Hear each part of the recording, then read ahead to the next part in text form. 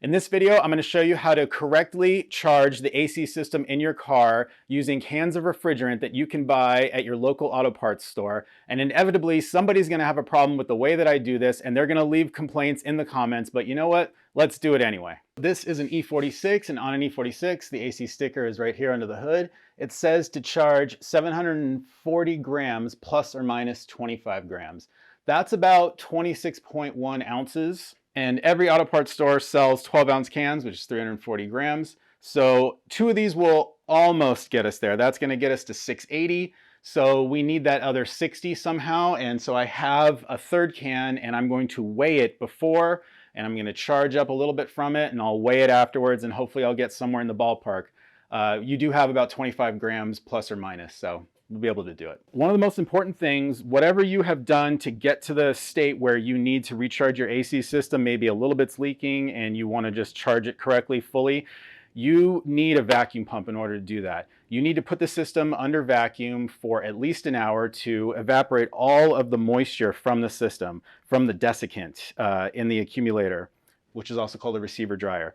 I have installed a new accumulator on this system, and I've still vacuumed it down for an hour. And of course, I've made sure there are no leaks. Now, the thing is, you don't just want to vacuum your system down and then check for leaks. You actually want to apply pressure to it, because there's a difference between vacuum and pressure when it comes to AC systems.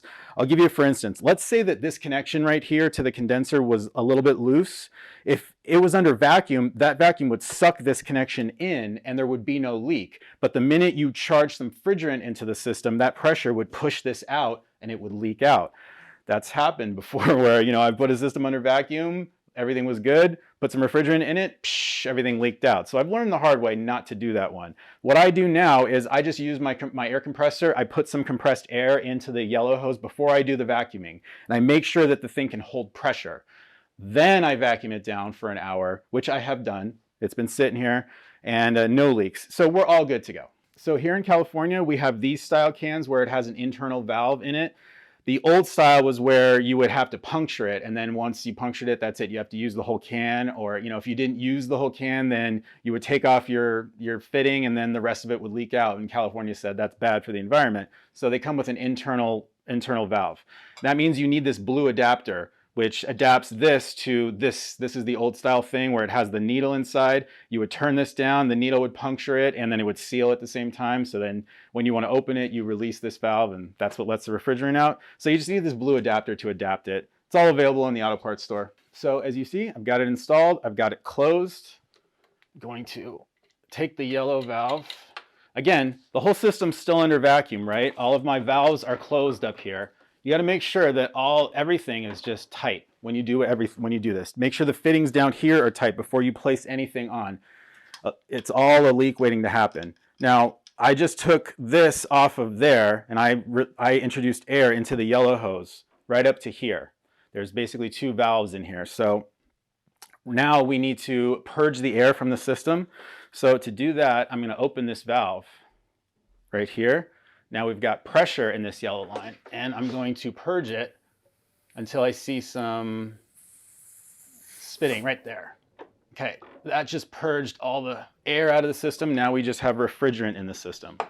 Now we are going to charge the system up, and we need to have the car running when we do that, which means I need to open my garage. So before I do that, I want to talk about the method I'm going to use for charging this. I'm going to turn the can from 12 o'clock to 3 o'clock every couple seconds.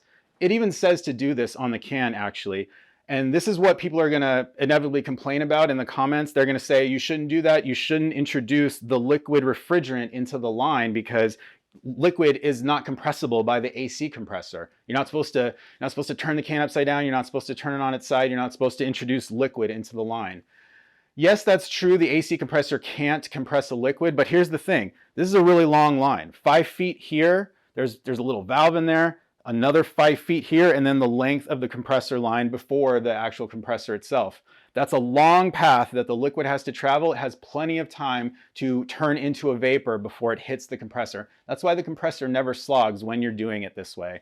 So it's okay. You're allowed to do it this way. You're supposed to do it this way. That's why they write why they write those instructions on the can. So that's what I'm going to do. As the thing's running, turn it from 12 to 3 every couple seconds. to get this started, what we can do right now is open up the low side. We need to charge on the low side only, not the high side. The reason is because as the compressor is going, it's pushing pressure out of the high side. So if you open this valve, that would interfere with this refrigerant going into the system. This has to stay closed. Only charge on the low side, the blue side.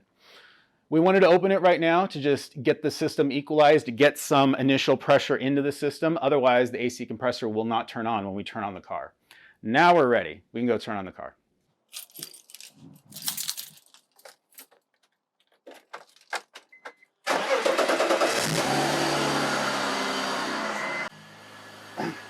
All right, so I actually have the AC turned on full blast, all the way as cold as it will go. Compressor's on. I'm looking at the front of the compressor to make sure that the magnetic clutch is engaged and spinning. If it's not spinning, there's something wrong. I can see that it's drawing pressure in, so I will just do that. Dip this, turn it from 12 to 3 o'clock every couple seconds until I feel that the can is empty. Get this off of there. You know what? Good idea to have these on. Forgot to put my gloves on. The bottle gets cold. So this is the procedure. I'm just going to do this until I feel that the can is empty. Right now I can swirl it around. I can feel the liquid refrigerant in it. Eventually it'll get really light. Another reason why you need to do this is that the can gets really cold as the refrigerant evaporates from it. And a very cold liquid is going to have a hard time evaporating. You would need to warm the can up if you wanted to keep it upright the whole time. The can would have to be warmed up significantly in order for it to evaporate out there. That's why you turn it. Okay, this can is empty. Now we close off this valve. That makes it safe. I can remove this one and just add a new one. Sounds like this valve didn't close itself quite correctly. There's a tiny bit of refrigerant leaking itself out, so oh well. So because we kept this whole thing closed right here, I never opened this line to the atmosphere. I don't need to purge anything at this point. But if that were to happen for whatever reason, you close off your blue valve and redo the purge just like before, but shouldn't need to do that in this case. So we can open this one up and keep on going. So I'll be back with you when this one's done. All right, guys, this one is empty as well. So I'm going to close it off and remove it. And I've actually been weighing these cans after I've done this. The first one was 333. This one's 334. So, and this valve also sucks. So this manufacturer is not that great. So I have my sort of half full can here. I can still feel that there's something inside of it. I'm going to get the rest from that. So I've zeroed that out. That was 667 and we need 740. So I'm looking for another 73 grams to add into this system, which I will try to do. Should be what, like a quarter of the can? I feel like that's about what I had in here. And we have a plus or minus of 25 as well. See where we're at. 31, 32. So halfway there. I feel like it's probably just going to take this can. In fact, I'm hoping it's not empty, because that would kind of suck. It kind of is empty. All right, I'm actually going to close this blue valve just in case. Extra protection, because this is it. About 40. So that sucks. I'm missing about 34. You know, that's not that much. I mean, we have or 33. We have a plus or minus of 25. I think I'm going to live with that. I don't think I need that extra like 10 grams just to get us within the plus or minus. I'm betting that everything is okay here. So here's what we need to do. I'm going to put this can back on. I'm going to shut the car off. I'll show you why. By the way, the system was at 40 degrees Fahrenheit inside just before I shut the car off, so everything's good. So here's the thing. We still have some refrigerant in this system. Let's open the blue valve back up. I just did that as a safety measure, just to make sure. So blue valve's open. Again, red valve is closed, right?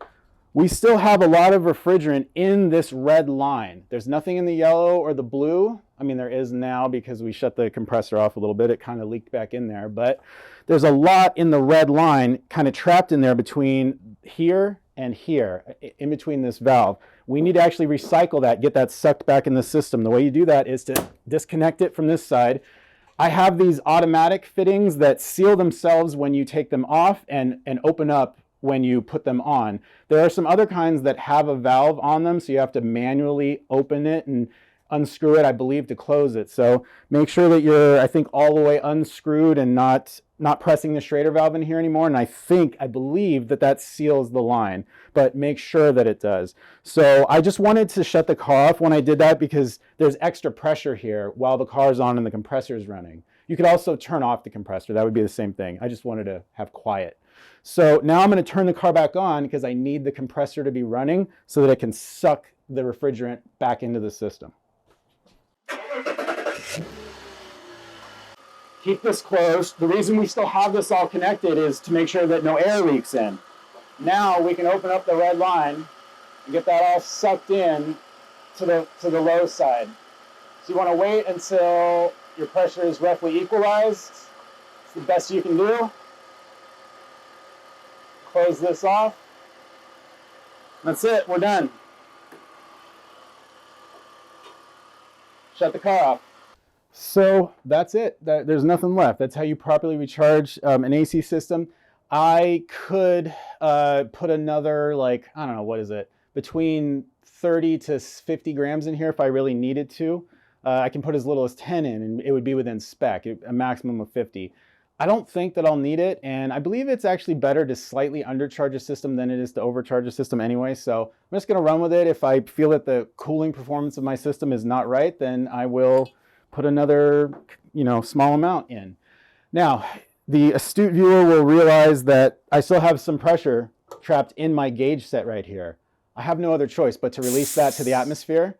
There is a provision in the California law that says you're allowed to do that. They realize you have to do that. You're not going to go to jail for doing that. So that's okay. That's it. There's nothing more, guys. So if you enjoy the video, give me a thumbs up. If you have questions, leave them in the comments. Stay tuned for the next one. I'm the 50s Kid. Thanks a lot for watching.